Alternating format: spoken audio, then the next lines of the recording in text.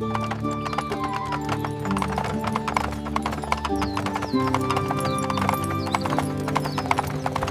गांव की गलियों में सुबह सुबह एक साइकिल की घंटी सुनाई देती है। बलदेव अपनी पुरानी साइकिल पर दूध के केन लादे गाता हुआ जा रहा है। हमारी साइकिल है फर्राटेदार, लेकर जाती हमको गांव के उस पार। बलदेव कुसुम चाची के घर के बाहर अपनी साइकिल रोकता है और घंटी बजाता है। हे चाची, आज आओ दूध ले लो। अंदर से कुसुम चाची आती हैं। लाओ भाई, आज जरा आधा लीटर दूध ज्यादा दे देना, मेरी बिटिया का खीर खाने का मन है। हाँ हाँ, अभी ले लो। बढ़िया सी खीर बनाकर खिलाना बिटिया को। बलदेव फिर से अपनी साइकिल उठाता है और दूसरे घर की ओर निकल पड़ता है। वहाँ एक महिला उसे रोकती है। अरे बलदेव भाई, ये लो तुम्हारे दूध के पैसे, आज महीना पूरा हो गया ना। बलदेव पैसे लेते हुए कहता है, हाँ दीदी, लाओ दो। आपका हिसाब एकदम साफ रहता है। आप एकदम समय पर पैसे दे देती हो। अरे बलदेव भैया, तुम गांव में सबसे सस्ता दूध देते हो और रोज समय पर भी आते हो, तो फिर हमारा तो फर्ज बनता है ना कि तुम्हें समय से तुम्हारे पैसे दे। अरे आपका धन्यवाद दीदी। अच्छा, मैं चलता हूँ। जब बलदेव चला जाता है तो उस महिला का पति बाहर आता है। इस दूध वाले की ज्यादा तारीफ नहीं कर रही थी तुम? अरे तो और क्या, सच ही तो कह रही थी। मैंने कुछ गलत कहा क्या? अरे बलदेव इतना ईमानदार है बेचारा।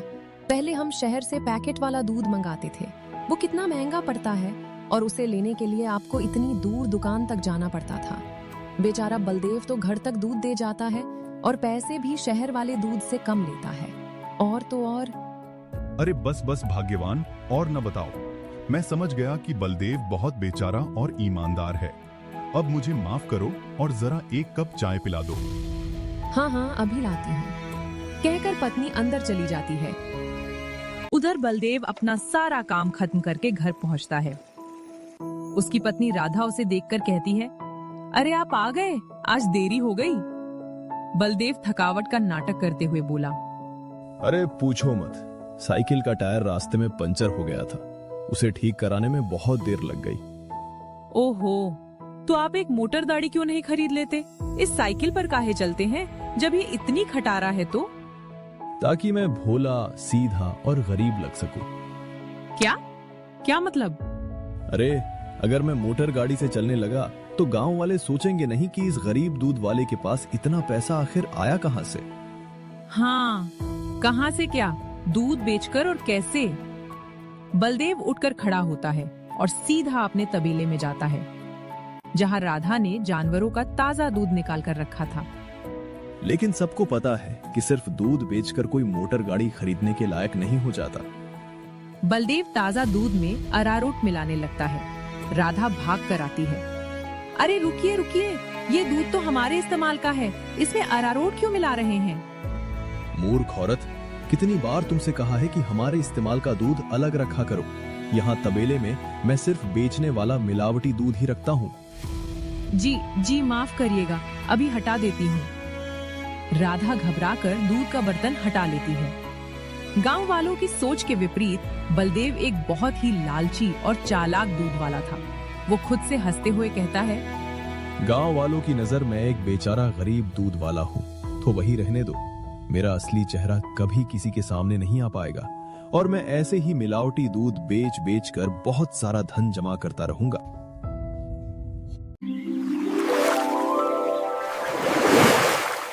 बलदेव की धोखेबाजी की गाड़ी मजे से चल रही थी, लेकिन एक दिन उसकी मुलाकात कुछ गलत लोगों से हुई। एक दिन बलदेव साइकिल से दूध बेचकर वापस घर जा रहा था कि फिर से उसकी साइकिल पंचर हो गई। अरे ये खटारा तो नाक में दम कर रखी है, फिर से इसको बनवाना पड़ेगा। वह बिरजू पंचर वाले की दुकान पर जाता है। बिरजू उसे देखते ही कहता है, अरे भैया, फिर से आ गए आप। अरे अब तो आप एक नई साइकिल ले ही लो। आपकी साइकिल का पंचर बनाते बनाते हम थक गए भाई। अरे कहाँ बिरजू भाई, घर में दाना पानी चल जाए वही बहुत है। अब कहाँ नई साइकिल खरीदेंगे हम जैसे गरीब। साइकिल ठीक होने में समय था। बिरजू ने कहा, अरे भैया, इसे ठीक करने में 15 से 20 मिनट लगेगा। आप कब तक खड़े रहेंगे? जाइए, सामने जाकर भजिए वाले की दुकान पर बैठ जाइए ना। अच्छा ठीक है, जब काम हो जाए तो मुझे बुला लेना। इतना कहकर बलदेव भजिए वाले के पास चला गया। लाओ भैया, जरा एक प्लेट भजिया खिलाओ। वहां उसके सामने 2 आदमी बैठे थे जो वसूली करने वाले गुंडे जैसे दिख रहे थे। अचानक उनमें से एक को जोर से खांसी आने लगी। अरे कैसी भजिया बनाई है तूने, नालायक। अरे अरे, क्या हुआ भैया जी? अरे जल्दी पानी लाओ। अरे भैया, पानी तो खत्म हो गया है, मैं अभी कुएं से लेकर आता हूँ। तो क्या तब तक मैं खांसता ही रहूंगा? बलदेव तुरंत उठा और अपनी साइकिल के केन से थोड़ा दूध लाया। लो भैया, इससे तुम्हें राहत मिलेगी। उस आदमी ने दूध पिया और उसकी खांसी रुक गई। अब जाकर आराम मिला, तुम्हारा धन्यवाद। कोई बात नहीं भैया, इंसान ही इंसान के काम आता है ना। ये लो भैया, आपकी भजिए। अच्छा, मैं अभी पानी भर के लाता हूँ। कहीं किसी और को जरूरत पड़ी तो पहले से रहना चाहिए ना। जब भजिया वाला चला गया तो उस गुंडे ने बलदेव से कहा, काफी शुद्ध दूध बेचते हो, क्या क्या मिलाया था दूध में? ये सुनकर बलदेव सकपका गया। क्या मतलब है आपका भैया? मतलब ये कि ये दूध तो बहुत मिलावटी था, चक्कर ही पता चल गया। बलदेव बहुत घबरा गया। आज तक गांव में कोई उसके दूध का राज नहीं जान पाया था। देखो भैया, इस बारे में किसी को कुछ मत बताना। चाहो तो मुझसे कुछ पैसे ले लो, मेरे सालों का बना बनाया धंधा है, इसे चौपट मत करना। अरे हम तुम्हारा धंधा चौपट करने नहीं आए हैं, बल्कि हम तो तुम्हारे धंधे में 4 चांद लगवा देंगे। क्या मतलब है तुम्हारा? देखो भाई, मिलावट तो तुम कर ही रहे हो, तो हम तुम्हें मिलावट से कुछ अलग करने को नहीं कहते। तुम बस अपने दूध में ये मिला देना। उसने एक पाउडर की पुड़िया बलदेव को दी। बलदेव डर गया। ये क्या चीज है भाई?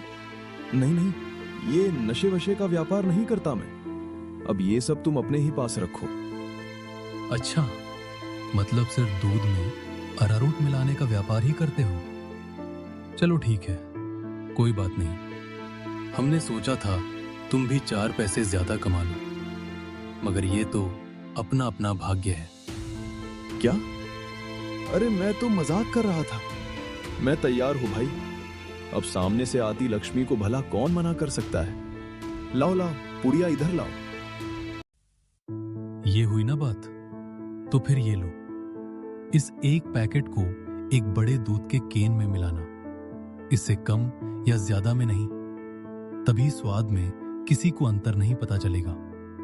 और हां, इसे मिलाने के बाद तुम्हारे दूध की डिमांड गांव में 4 गुना हो जाएगी। लोगों को यह बहुत अच्छा लगने लगेगा और चाहकर भी बिना इसे कोई पिए रह ही नहीं पाएगा। एक पुड़िया का 1000 रुपया हुआ। अरे अब ये तो बहुत ज्यादा है भैया। अच्छा, ज्यादा लग रहा है। चलो कोई बात नहीं, मत खरीदो। अभी ये भजिया वाला आएगा ना, तो इसे ही बेच देंगे। ये तो खुशी खुशी 1000 रुपए में खरीद लेगा। अरे नहीं, रुको, मैं देता हूं ना पैसे, ये लो। बलदेव ने जल्दी से पैसे दे दिए। शाबाश, चलो अगले हफ्ते मिलते हैं। बलदेव घर जाकर दूध में पाउडर मिलाने लगा। तभी राधा वहां आ गई। अरे ये आप क्या कर रहे हैं जी? ये है जल्दी से अमीर होने का शॉर्टकट। अब बहुत हुआ अरारोट मिलाना, अब देखो कितनी जल्दी हम अमीर होते हैं। अरे वाह, आप तो बहुत समझदार आदमी हैं। कितना अच्छा हुआ जो मेरी माँ ने आपसे मेरी शादी करवाई। अच्छा, काश मैं भी ऐसा ही कह सकता। भाग्यवान। जी क्या? मैं समझी नहीं। नहीं, कुछ नहीं। जाओ खाना बनाओ। एक हफ्ता बीत गया। दूध की डिमांड वाकई बढ़ गई। बलदेव ने गुंडों से 10 पुड़िया मांगी। गुंडे ने चेतावनी दी, हमेशा संभल कर इस्तेमाल करना। जितना बोला है उससे ज्यादा मत मिलाना, वरना लेने के देने पड़ सकते हैं। हाँ, मैं ध्यान रखूंगा। वो रोज की तरह कुसुम चाची के घर गया। काकी आ जाओ, दूध ले लो। अंदर से चाची की जगह एक जवान लड़का आया। लाओ भैया, दूध मुझे दे दो। अरे आप कौन है? आपको पहले तो कभी गांव में नहीं देखा। चाची पीछे से बोली। अरे बलदेव, ये मेरा भतीजा विजय है। अपने पिताजी के साथ यहाँ कुछ दिनों के लिए छुट्टी पर आया है। अच्छा, छुट्टी पर। अब शहर में क्या नौकरी करते हो भैया? पुलिस में हूँ। पुलिस का नाम सुनते ही बलदेव के हाथ से बर्तन छूट गया और सारा दूध गिर गया। अरे अरे, ये क्या हो गया? ये दूध कैसे गिर गया? वो गलती से हाथ से बर्तन फिसल गया था भैया। कोई बात नहीं, दूसरा दूध दे दो। अरे नहीं, आज तो दूध खत्म हो गया है भैया। मैं कल आता हूँ ना। अच्छा, अब मैं चलता हूँ। कहकर बलदेव वहां से भाग गया। विजय और चाची को ये बहुत अजीब लगा। इसे क्या हो गया? इसने ऐसा तो पहले कभी नहीं किया। होगी जरूर कोई बात। खैर, चलिए अंदर चलते हैं बुआ जी। बलदेव घर पहुंचकर हाफ रहा था। राधा ने पूछा, अरे क्या हुआ जी, आप ऐसे हाफ क्यों रहे हैं? फिर से कुत्तों ने दौड़ा दिया था क्या? अरे चुप करो तुम। तुम्हारे ही बोलने की कमी है इस वक्त। जाओ यहां से। मेरे सर में दर्द हो रहा है, उसे और मत बढ़ाओ। क्या आप भी? मैं जब भी बोलती हूँ पता नहीं कैसे आपके सिर में दर्द होने लग जाता है। ओफो, तुम्हारे सामने आकर बैठना ही पाप है। मैं जा रहा हूं यहां से। बलदेव गुस्से में बाहर निकला ही था कि सामने से विजय आ रहा था। अरे दादा रे, ये वापस यहाँ क्यों आ रहा है? बलदेव अंदर भागा। देखा, नहीं रह पाए ना मेरे बिना। अरे चुप करो तुम, जब देखो तब बकवास। क्या मैं अंदर आ सकता हूँ? जी आप यहाँ आइए आइए। हाँ, वो दूध गिर गया था ना, तो बुआ जी ने कहा कि आपके घर आकर दूध ले जाऊं। बड़ा विश्वास है उन्हें आप पर। मैंने कहा कि पास की किसी दुकान से जाकर दूध ले आऊं, लेकिन उन्होंने कहा कि बलदेव भाई के वहां से ही दूध लेकर आओ। अरे ऐसी बात है क्या? ये तो काकी का बड़प्पन है, वरना मैं तो बस मामूली सा दूध वाला हूं। अच्छा, ऐसा लगता तो नहीं है। गांव में तो आपके बहुत चर्चे हैं। मैंने तो आज तक किसी आम दूध वाले का इतना नाम नहीं देखा है। बलदेव घबरा गया। उसने राधा से कहा, ये बहुत बड़े पुलिस वाले हैं, इन्हें चाय वाय पिलाओ, मैं दूध लाता हूं। बलदेव तबेले में सोच रहा था कि मिलावटी दूध दूं या शुद्ध। उसने बहाना बनाया कि बचा हुआ दूध फट गया है। विजय चाय पकौड़े खाकर चला गया, लेकिन उसे शक हो गया था। विजय के डर से बलदेव ने कुछ दिन काम बंद रखा। गुंडे आए और बोले, तुम पुड़िया क्यों नहीं ले रहे हो? कहीं और सौदा तो नहीं कर लिया?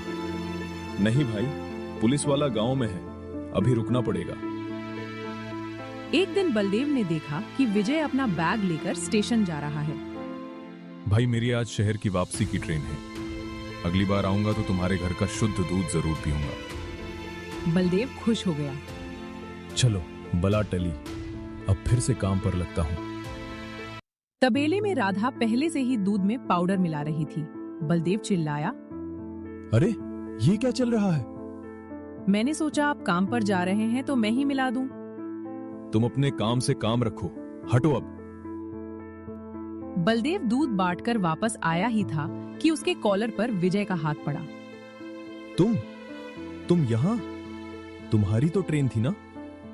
दूध वाले, नशे का तो ठीक है, मगर इतना नशा कौन मिलाता है दूध में कि पहली घूंट में ही आदमी का सर चकरा जाए। क्या? ये क्या बकवास है? मैं नहीं जानता आप क्या कह रहे हैं। जी हाँ, मेरी ट्रेन कैंसिल हो गई थी। जैसे ही मैं घर गया, बुआ जी ने मुझे एक गिलास दूध दिया।